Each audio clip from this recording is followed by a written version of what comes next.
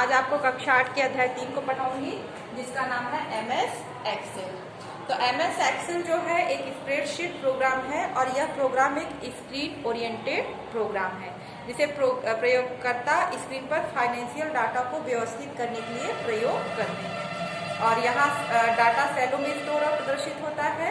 और जैसा कि आप जानते हैं, कंप्यूटर गणनाएं और विभिन्न प्रकार के ऑपरेशन करने के लिए प्रयोग होता है। और स्प्रेडशीट प्रोग्राम सामान्यतः बजट का वित्त संबंधी विश्लेषण और इससे संबंधित कार्य तथा भविष्यवाणी करने के लिए प्रयोग किया जाता है। तो जो MS एक्सेल है, इसको हम स्प्रेडशीट प्रोग्राम कहते हैं, क्योंकि इसमें जो है रो और कॉलम, जो शीट होती है इसमें कॉलम्स बने होते हैं और रो बनी होती है। तो ये जो रो कॉलम में है, जो जहाँ पे रो कॉलम मिलते हैं, तो ये जो एरिया, इसको हम सेल कहते हैं। तो डाटा को हम यहाँ पे रो कॉलम को बढ़ा या घटा सकते हैं, साइज को इसको हम बढ़ा या घटा सकते हैं। इसीलिए MS एक्सेल को हम स्प्रेडशीट प्रोग्राम कहते हैं।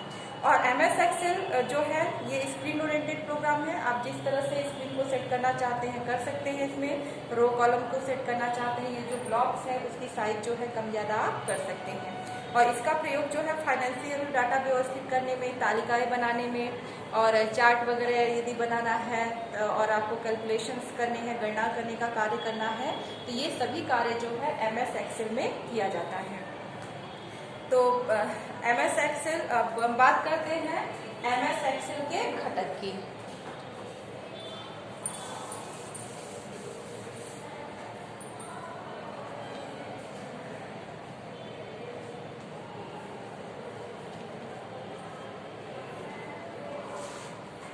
MS एक्सेल के घटक।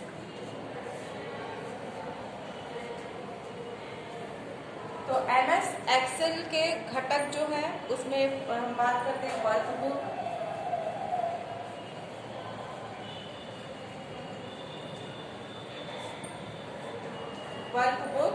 तो वर्कबुक जो है ये MS एक्सेल की फाइल है। प्रत्येक वर्कबुक .xls एक्सटेंशन के साथ एक अलग नाम रखती है। तो वर्कबुक जैसे आपकी कॉपी होती है, तो कॉपी जैसे अलग अलग सब्जेक्ट की आप कॉपी बनाते हैं, जैसे साइंस की कॉपी हो गई, मैथ की कॉपी हो गई, तो ऐसे ही कंप्यूटर में जो स्प्रेडशीट प्रोग्राम में जो फाइल बनती है उसको हम वर्कबुक कहते हैं। और इसमें कई पेज होते हैं और हर वर्कबुक जो आप फाइल को सेव करते हैं, तो वहाँ पे जो एक्सटेंशन लिखा जाता है हर फाइल के नाम के आगे, जो आप फाइल नेम देते हैं, फाइल नेम डिपेंड करता है आपने क्या दिया है, उसके आगे जो है एक्सटेंशन .xls लिखते हैं। तो जो भी फाइल होगी MS एक्सेल की स्प्रेडशीट प्रोग्राम की, उसके आगे फाइल नेम आपकी इच्छा अनुसार होता है, लेकिन जब भी आप इस फाइल को सेव करेंगे तो वो जो है XLS जो है एक्सटेंशन उसके आगे लगाया जाता है। और फिर आता है अगला घटक वर्कशीट।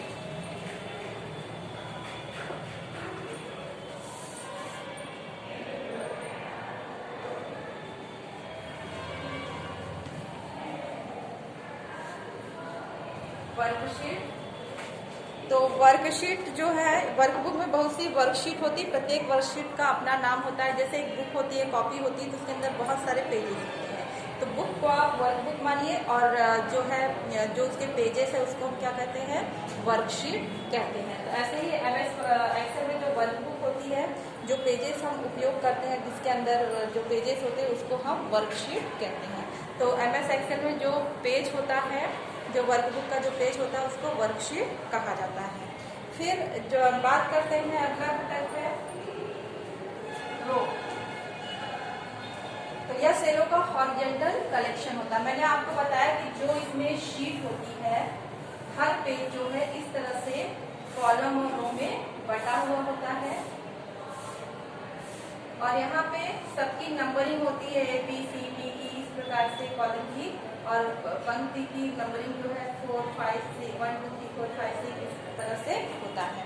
तो यहाँ पे यह सेलों का रो जो होता है, रो मतलब पंक्ति, ये जो है ये सेलों का जो है हॉरिजॉन्टल कलेक्शन होता है। और अगला है कॉलम।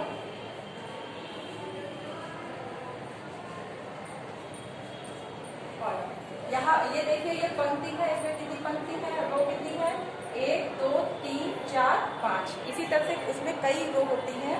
तो अब कॉलम जो है, जो खड़ी लाइनें होती हैं वर्कशीट में, जैसे ए कॉलम है, बी कॉलम है, सी कॉलम है, डी कॉलम है, ई कॉलम है। तो ये जो है कॉलम या सेलों का वर्टिकल कलेक्शन होता है। फिर है सेल या रो कॉलम का मिलने का स्थान। अब देखिए यहाँ पे रो और कॉलम जहाँ पे मिल रहा है क्या फॉर्म हो रहा है, सेल। यहाँ भी आपके जो है रो और ये कॉलम मिल रहा है तो बन रहा है सेल। तो सेल जो है इसका अगला घटक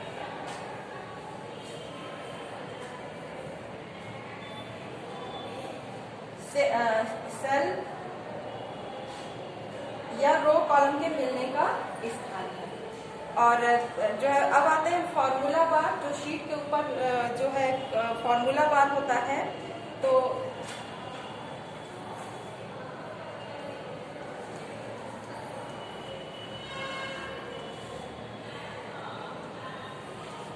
फॉर्मूला बार यह वह बार है जिसमें सेल का डाटा एडिट और प्रदर्शित होता है। अगर आप इसमें कोई भी डाटा लिखते हैं तो ऊपर जो है एक स्क्रीन जो टेक्स्ट बॉक्स बना होता है जिसको हम फॉर्मूला बार कहते हैं, और जो भी आपने लिखा यहाँ पे वो जो है उस फॉर्मूला बार में भी दिखाई देता है। जैसे आपने यहाँ 7 लिखा तो जो इसका ऊपर फॉर्मूला बार दिखेगा वहाँ भी 7 लिखा हुआ आपको दिखता है। और यदि आप चाहते हैं मिटाना तो आप यहाँ आके सेल को 7 को मिटा सकते हैं, यही फॉर्मूला बार में से मिटाएंगे तब भी जो डाटा है 7 यहाँ पे लिखा है वो डिलीट हो जाता है। तो फॉर्मूला बार जो सेल में लिखा हुआ होता है उसको दर्शाता है। फिर आता है name box. Name box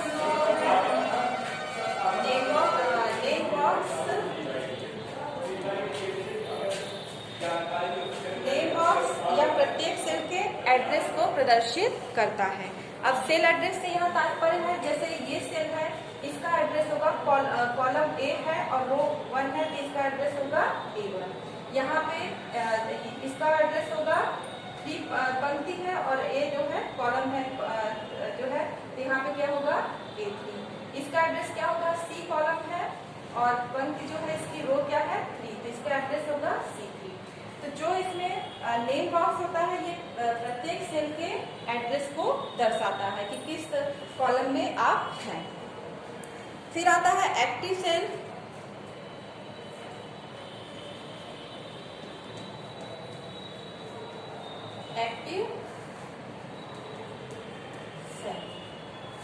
active cell वह सेल होता है जो कि जिसमें हम कार्य करते हैं। जैसे अगर आप देखते हैं पूरी वर्कशीट में जब भी आप देखेंगे एक सेल जो है बहुत डार्क ब्लैक कलर से हाईलाइट दिखता है। तो जैसे ये सेल हाईलाइट है डार्क ब्लैक कलर से, तो ये एक्टिव सेल होगा। जो भी डाटा आप लिखेंगे वो इस सेल में स्टोर होगा, यहाँ लिखा जाएगा। अगर आपको यहाँ डाटा लिखना है तो आपको इसको एक्टिव सेल बनाना होगा, तो माउस से या जो है आप कीबोर्ड के पॉइंटर से जाके जो है एरो की से जाके यहाँ पे आएंगे तो वो सेल एक्टिव हो जाएगा। माउस से कहीं भी आप क्लिक करते हैं तो वो सेल एक्टिव हो जाता है, जहाँ भी आप लिखते हैं वो एक्टिव सेल दिखाता है। फिर आता है जिसमें हम कार्य करते हैं, और MS एक्सेल अकाउंटिंग और गणनाओं के उद्देश्य के लिए प्रयोग किया जाता है। स्पेशली इसका कार्य जो है अकाउंटिंग वगैरह के लिए करते हैं, क्योंकि इसमें बहुत सारे फॉर्मूले हैं और उन फार्मूलों का उपयोग करके हम बड़ी से बड़ी गणनाएं जो है कुछ ही सेकंड में आसानी से कर सकते हैं।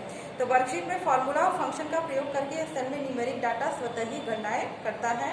और जब हम MS एक्सेल फंक्शन और फार्मूला के बारे में जो है आगे दिया गया है इसमें, अब हम बात करते हैं फॉर्मूला क्या है। ये तो है MS एक्सेल के घटक वर्कबुक, वर्कशीट, रो, कॉलम, सेल। तो वर्कबुक क्या है, जो फाइल बनेगी MS एक्सेल में वो वर्कबुक कहलाती है, और उस वर्क फाइल के अंदर जितने पेजेस होंगे वो क्या होगा, आपका वर्कशीट होगा। और जो रो पंक्ति की संख्या है वो रो होती है, जो कॉलम की संख्या है वो कॉलम होगा। यहाँ पे वर्टिकल लाइन्स है। और सेल क्या है, रो कॉलम के मिलने का स्थान सेल कहा जाता है। और फार्मूला बार हम जो भी डाटा लिखते हैं वो डाटा फार्मूला बार में भी लिखा जाता है। और नेम बॉक्स ये जो है सेल के एड्रेस को बताता है कि आप किस सेल में हैं। और एक्टिव सेल जो है वह सेल होता है जहाँ पे हम वर्कशीट पे वर्क करते हैं। तो ये चीजें भी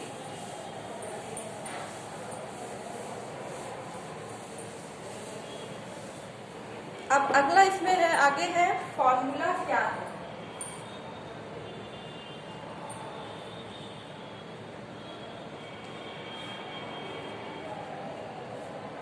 फॉर्मूला क्या है? तो फॉर्मूला एक गणना करने की विधि है जो आपकी आवश्यकता अनुसार कार्य करता है या ऑपरेटर और संख्या के बीच के संबंध को परिभाषित करता है।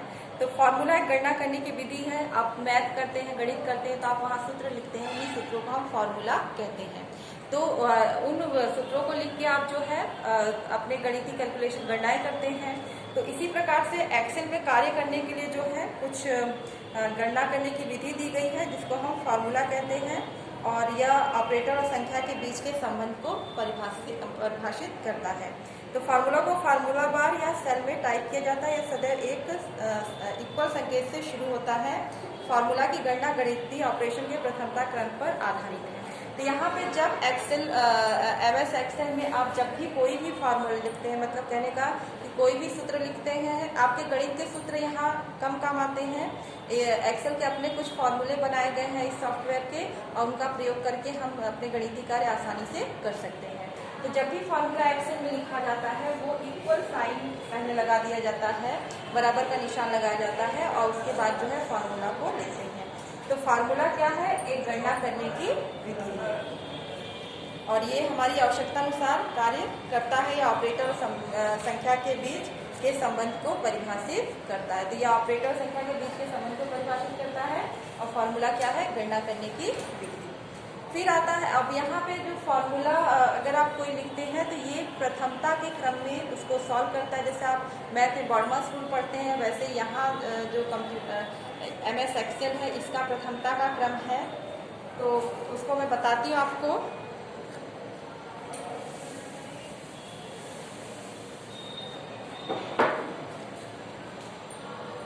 यहाँ पे जो प्रथमता का क्रम है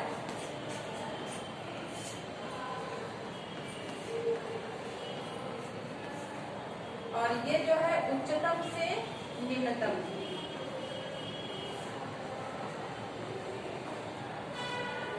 मतलब आपको सबसे पहले कौन सा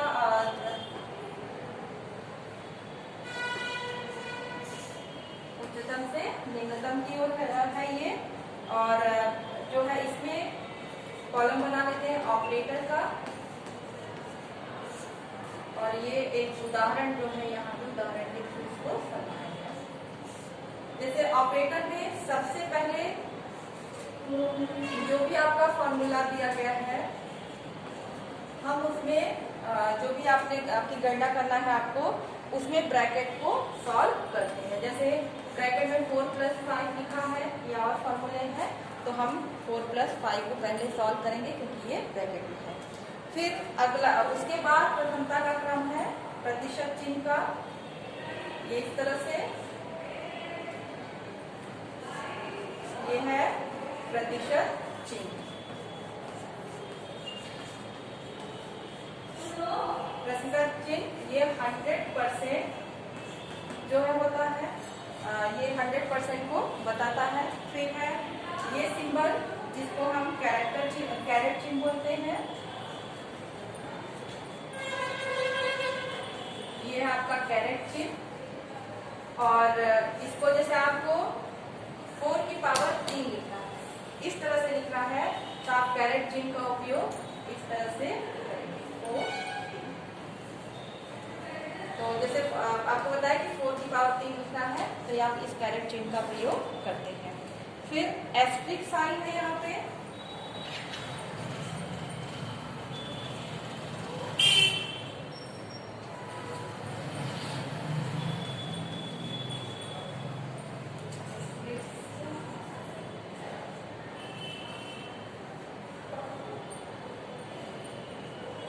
एस्टेरिस्क साइन है ये। जैसे अगर आपको गुणा का चिन्ह लिखना है तो गुणा का चिन्ह ऐसे आपको कंप्यूटर में नहीं मिलेगा, आप जो है इस एस्टेरिस्क साइन का प्रयोग करते हैं। ये क्या होगा? 5 और 5 का क्या कटेगा? गुणा को दिखाना तो इस तरह से, पावर को दिखाना है, घात को दिखाना है, तो आप इस साइन का प्रयोग करते हैं। फिर जो है फॉरवर्ड स्लैश, उसके बाद हम किसको सॉल्व करते हैं? Forward slash.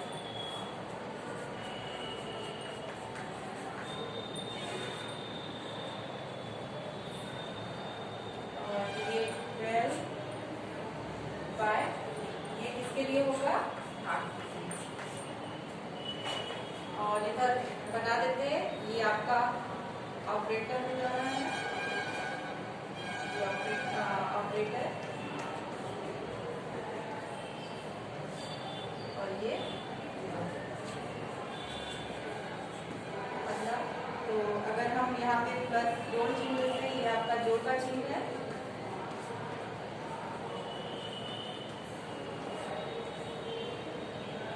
तो ये जैसे आपने जोड़ा 6 + 12,